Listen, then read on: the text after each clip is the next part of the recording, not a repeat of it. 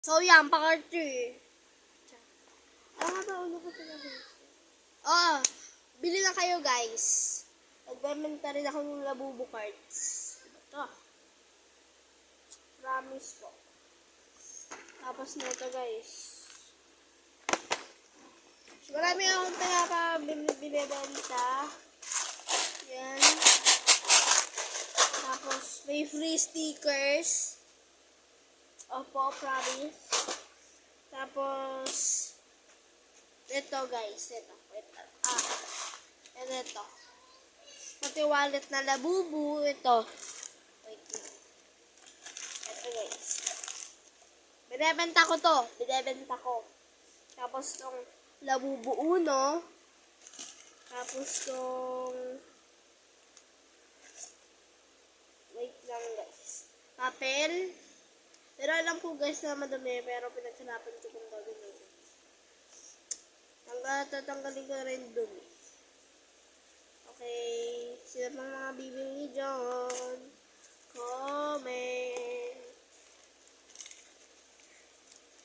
Ito guys, binibenta ko rin po to for 10 pesos.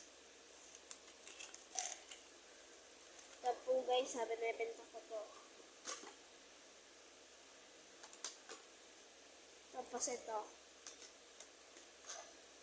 Alam ko pong marami akong binibenta pero buhay ko lang po to. Okay. Tapos mga markers. Kasi hindi ako nagbibenta ng markers. Babayaran kasi ba't ako? Comment kayo dyan. Tapos, neto. Karami yan. Karami. Tapos, may free na rin kayo lagyan. Ay, hindi. Kung anong gusto ko ilagay. Okay. May free na tayo. Wala ka magko-comment, guys. Basta ako nagtetenda. Wait lang, may tissue kasi ako. Bili-bili. Mag-comment lang dyan. Alam niyo, nagtataka ko guys, bakit naman bumibili pag nag-aasa ko ng bili na. Check ko kayo mga videos. Basta guys, paalala ko sa inyo nagbebenta ako.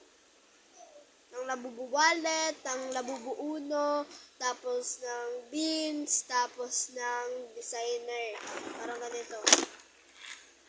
Tapos ng sticker. Yun lang. Bye!